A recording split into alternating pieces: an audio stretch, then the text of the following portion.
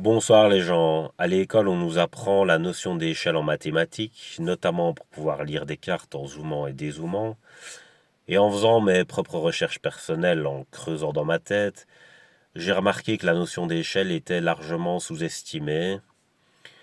Par exemple, au niveau physique et biologique, et j'en ai déjà parlé, et aussi au niveau politique. C'est une notion beaucoup plus importante qu'on ne le croit parce qu'elle permet de développer la perception dans sa complexité. Et en fait, si on est ignorant de celle-ci, on va avoir des biais cognitifs et déclencher des conflits inutiles qu'on aurait pu éviter. Et c'est ce que je vais expliquer ici. En gros, en politique, vous avez trois grands courants, l'anarchie, le nationalisme et le fédéralisme. Si on va dans les détails, il y a beaucoup plus de courants. On remarque chaque fois que l'unification des parties crée un tout et que le tout est la somme des parties. Ok. Donc, pour faire un individu, il y a une somme de particules. Pour faire une famille, il y a une somme d'individus. Pour faire un village, il y a une somme de familles. Pour faire une région, il y a une somme des villages. Pour faire une province, il y a une somme des régions. Pour faire une nation, il y a une somme des provinces. Pour faire l'international, il y a une somme des nations. L'international, c'est l'équivalent du planétaire. Donc, pour faire l'interplanétaire, il faut une somme de planètes. L'interplanétaire, c'est pareil que le galactique. Puis après, pour faire l'intergalactique, il faut une somme de galaxies. Puis après, pour faire l'universel, qui est l'intergalactique, c'est pareil. Donc après, vous avez le multiversel et c'est la somme des univers. Et voilà, on a déjà perdu des gens en chemin. Mais bon, vous voyez qu'en fait, ça, c'est une notion d'échelle. Et les gens font pas trop attention. Au niveau politique, on va dire que des gens sont de gauche ou de droite et ils vont entrer en conflit parce que ils ont leurs limites qui sont pas posées aux mêmes endroits, tu vois. Parce que les échelles, c'est aussi une question de où on pose les limites et s'il y en a ou pas. Une personne dite de gauche va être politique, hein, va être anarchiste au niveau individuel. Ça veut dire qu'elle veut être libre au niveau de son individualité et des choix qu'elle fait.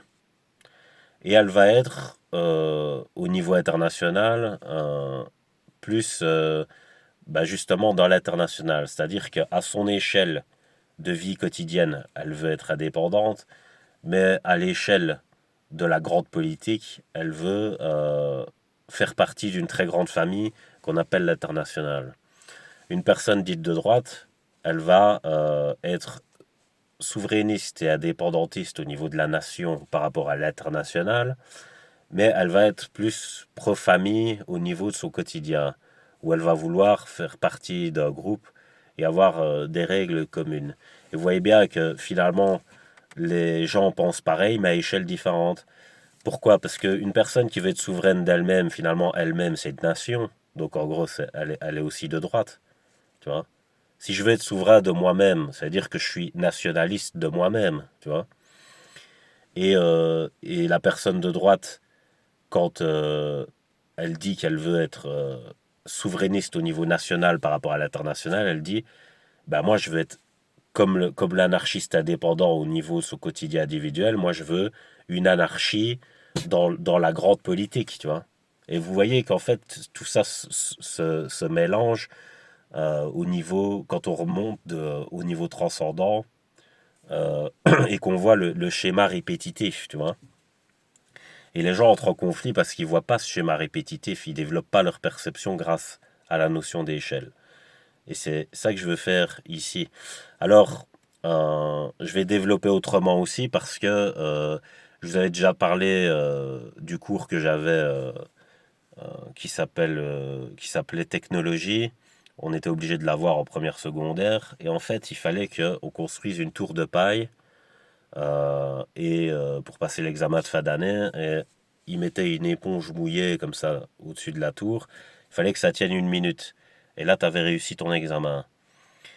Et en gros, ce qui se passe dans la politique actuelle, c'est qu'on veut faire un fédéralisme.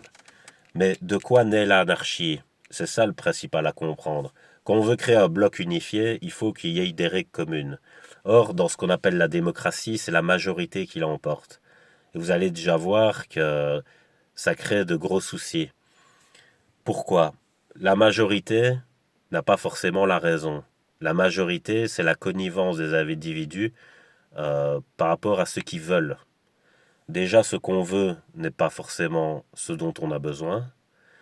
Et en plus, peut-être que cette somme d'individus n'a même pas l'intelligence collective de comprendre sa propre condition d'existence, tu vois, et de même faire la différence entre désir et besoin. Et donc, elle va créer un genre de système qui est peut-être lui-même mauvais, malgré qu'il soit constitué en groupe, tu vois.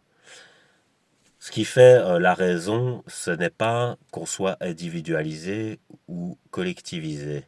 Ce qui fait la raison, c'est juste ce qui est objectif, c'est-à-dire la science, quoi. Et je parle pas des scientistes qui viennent mettre leur poison de mauvaise foi ou de subjectivité dans la science, je parle de la science en tant qu'elle-même, tu vois. Donc, c'est la vraie connaissance qui fait la vérité, entre guillemets. Et donc, déjà là, on a un gros souci, parce que si la majorité décide, imaginez, c'est une majorité qui a de mauvaises connaissances. Déjà, elle va emmener son groupe vers le déclin collectif, mais en plus, elle va se mettre à dos une minorité qui peut-être, elle a compris que c'était une mauvaise direction globale, tu vois. Donc ça crée de l'anarchie. En fait, la capacité de comprendre que l'anarchie n'existe jamais vraiment pour rien, c'est déjà une maturité du développement vers le fédéralisme qui est, qui est plus avancée qu'une personne qui assiste à aller directement vers le fédéralisme en faisant une fuite en avant, malgré le fait qu'il y ait plein de relents qui lui montrent que c'est pas bon, tu vois. Ça, c'est de l'immaturité du leadership. C'est encore une preuve en plus qu'il faut pas laisser faire, tu vois. Donc, c'est comme quand tu apprends dans un domaine, parfois tu es obligé de reculer dans le domaine parce que tu as voulu aller trop vite et tu as pris une mauvaise habitude, entre guillemets, ou tu as mal appris une leçon et tu dois la désapprendre pour apprendre ce qu'il y a de bon, tu vois. Et en gros, en politique, il faut être capable de faire ça aussi. Or, dans la société qu'on a construite, et ça, c'est vraiment le plus gros billet qui peut mener vraiment toute une civilisation à sa perte, c'est vraiment le refus du recul, tu vois. C'est genre, par exemple, dans toute institution, tu remarques que quand tu obtiens un statut, être rétrogradé à un statut inférieur, c'est une honte, tu vois. Il y a tout le monde qui veut éviter ça à tout prix et qui préfère développer un mécanisme de défense pervers où on va créer une forme de magie noire pour détourner et faire diversion sur la capacité plutôt que de vite la reconnaître pour vite réparer le problème. Et c'est un réflexe qu'on voit partout, ça. Et c'est juste parce que on a induit en les gens que aller le plus possible vers le fédéralisme le plus rapidement possible, c'était ça l'objectif, et que ceux qui n'ont pas cet objectif sont les mauvais, méchants, blabla et tout ça, tu vois, alors que c'est vraiment binaire et c'est vraiment un manque de développement et de maturité, de compréhension de la complexité des échelles, justement. En gros, j'en reviens à ma tour de paille. Il faut des super infrastructures pour avoir une tour, tu vois. Et paradoxalement, plus tu la fais haute, ta tour, plus il faut d'infrastructures. Donc en fait, un fédéralisme bon, c'est un fédéralisme hyper infrastructuré. Et on essaye de nous faire croire l'inverse aujourd'hui, on essaye de nous faire des tours le plus rapidement possible avec le moins d'infrastructures parce que l'infrastructure prend du temps. Et ça prend du temps par rapport au développement, tu vois, de la fuite en avant. Et c'est ça la folie dans laquelle on est. Imagine, à ce test-là, tu fais une tour de paille, mais tu veux vraiment aller vite pour avoir fini plus vite que les autres, tu vois. En gros, tu mets une paille partout et tu fais ta tour comme ça. L'éponge, tu la mets même sans être mouillée, ta tour, elle s'effondre comme ça d'un coup, tout de suite, ça ne tiendra pas, tu vois. Alors que si jamais tu prends vraiment le temps et que tu fais des poutres renforcées, tu vois, tu mets plusieurs pailles au lieu d'une, puis tu les colles, puis tu fais des diagonales aussi, puis tu fais, tu vois, t'es inspiré, tu fais vraiment des hyper infrastructures solides pour que ça tienne. Tu peux même mettre une brique à la fin et ça va tenir. Enfin, j'exagère, hein, voilà, parce qu'une brique c'est lourd quand même par rapport aux pailles. Mais je veux dire, t'es sûr que ça va tenir beaucoup plus si tu prends bien le temps, que t'es minutieux et patient enfin, tu vois, et consciencieux dans ce que tu fais. Ça prendra plus de temps mais tu vas y arriver, tu vois. Et c'est ça la phrase qui dit avant l'heure, c'est pas l'heure, après l'heure, c'est plus l'heure, tu vois. Mais avant l'heure, c'est pas l'heure non plus, tu vois. Et c'est ça que ceux qui font des fuites en avant, ils comprennent pas. Ils se disent, je suis arrivé en premier, donc j'ai réussi, tu vois. Mais par exemple, si tu fais une course et que ton but, c'est, vous avez déjà vu ça dans des jeux télévisés ou quoi, ils ont des seaux d'eau et ils doivent aller chercher de l'eau avec les seaux, puis ils doivent courir en revenant avec l'eau dans le seau et verser et remplir un truc. Et puis quand le truc est rempli, ils ont gagné ou alors ils ont accès à une clé ou quelque chose comme ça, tu vois. Et imagine, tu cours et t'arrives premier, ouais, mais t'as versé toute l'eau par terre, genre, tu vois. Et ton seau, il est vide. Donc t'arrives et à chaque fois t'arrives premier, mais t'arrives sans eau. Alors que t'en as un, il est plus lent que toi, il prend son temps et tout. Et au début, tu te dis, ouais, lui, il est lent, il y arrivera pas. Mais il vient avec son seau plat, lui. Alors c'est qui est le plus intelligent là-dedans? Tu vois, donc au niveau de la construction politique, c'est comme ça qu'il faut faire. On s'en fout de ceux qui courent comme ça devant, ils font n'importe quoi, mon gars. C'est les enfants qui courent comme ça, de gauche à droite, qui savent pas où ils vont. Tu vois, il faut aller à la bonne vitesse et savoir où on va, tu vois. C'est ça la vraie politique. Il faut un cap et il faut pas être pressé, tu vois. Il faut être patient et il faut pas non plus être amorphe, tu vois. Il faut pas être comme dans un genre de coma, tu vois, où on bouge plus. Non, mais il faut un juste milieu entre les deux, tu vois. C'est ça. C'est les gens au juste milieu qui vont toujours le mieux et le plus loin. Et pour moi, c'est ça qui se passe vraiment au niveau géopolitique. On remarque qu'on veut créer un nouvel ordre mondial, c'est-à-dire un fédéralisme. Mais s'il y a autant d'anarchie dans ton fédéralisme, ça veut dire que les lois que tu mets en place ou le système que tu mets en place n'est pas bon, tu vois. Ils respectent pas ces parties, tu vois. C'est-à-dire qu'un tout ne peut fonctionner que si ces parties sont respectées. Et c'est ce que je dis avec la biologie. Ta biologie ne fonctionne que parce que chaque part aide l'autre en permanence, tu vois. Et si jamais il y a vraiment une part qui est délaissée ou quoi, tu vas voir que tu vas fort dysfonctionner. Et c'est ce qui se passe aussi en politique. Donc il faut prendre la leçon de ça, les gens. Déjà, il faut connaître la notion d'échelle pour comprendre que on met les limites en fonction de ses intérêts aussi. Il faut comprendre les intérêts des uns et des autres. Mais que euh, c'est pas simplement de l'idéologie. Il faut juste se dire ah ben si on fait l'anarchie totale, ça marche. Ou si on fait le collectivisme total, ça marche. C'est du binaire. C'est un manque de développement au niveau de sa perception. Donc voilà, c'est ça que je voulais vous dire dans cette vidéo. J'espère que voilà, je vous tiens pas trop longtemps et que vous avez compris ce que j'essaie de vous faire passer comme message. Parce qu'en fait, je trouve toujours des super éléments qui sont des trésors. Puis après, je dois broder autour, tu vois. Et ce qu'il y a autour, c'est un peu acheté, tu vois, comme je fais maintenant. Tu vois, parfois, je répète un peu la même chose. Mais c'est chaque fois l'idée principale qu'il faut garder, tu vois. Il faut bien que je l'explique aussi, que je la développe. Mais une fois que c'est fait, ça, il faut bien garder. Gardez bien la notion d'échelle, vous allez voir, vous aurez une lecture totalement différente du monde. Et, euh, et en fait, c'est pas une question que le fédéralisme c'est génial, que le nationalisme c'est génial ou que l'anarchie c'est génial, c'est que c'est des tensions qui se créent en fonction du respect de l'existence ou pas, tu vois, ou de la reconnaissance.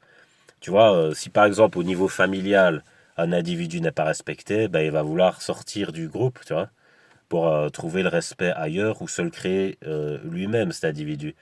Au niveau national, s'il y a une région qui n'est pas respectée au niveau de la nation, qu'elle voit bien et que, tu vois, c'est un peu comme le village gaulois avec Astérix et Obélix. Euh, S'ils estiment qu'ils ne sont pas respectés par les Romains, bah, ils créent une résistance et c'est un village qui résiste, tu vois. Donc, et vous avez ça à n'importe quelle échelle, même dans votre échelle biologique, c'est-à-dire que parfois il y a des cellules qui vont résister parce que dans l'endroit où elles se sentent pas respectées. Et voilà, et ça arrive tout le temps. Donc en gros, c'est ça qu'il faut comprendre et faire bien la nuance aussi que c'est pas une idéologie dans le sens où c'est pas forcément l'individualité qui a raison ou le collectif par idéologie, c'est le contexte qui est important aussi. Par exemple, une personne ou un groupe de personnes par rapport à une plus grande unification peuvent s'anarchiser, mais par avarice, tu vois. Et c'est toujours ça qu'il faut repérer. L'avarice, c'est le plus grand péché capital. Il est dans les sept dans la religion catholique. Donc l'avarice, c'est le pire de tout. Si quelqu'un est pris par l'avarice, que ce soit un groupe, toute une unification ou un individu seul, c'est là où est le tort, tu vois. Donc par exemple, si un groupe travaille pour la justice et puis qu'il y a une anarchie d'avarice par rapport à la justice, c'est l'individu qui a tort, là, tu vois. Si par exemple, c'est un groupe qui travaille pour l'avarice et puis que l'individu s'anarchise de cette avarice pour créer la justice, c'est l'individu qui a raison. Vous voyez, donc c'est toujours le référentiel, c'est toujours la justice et l'équilibre des interactions. Ça, c'est le référentiel, peu importe que ce soit l'anarchie, la nation ou le fédéralisme. Et ce qui est un anti-référentiel et qu'il faut surtout pas, dans lequel il faut surtout pas aller, enfin le sens, pardon, dans lequel il faut surtout pas aller, c'est l'avarice, à n'importe quelle échelle qu'elle se situe. Voilà. Donc j'ai terminé, passez une bonne soirée.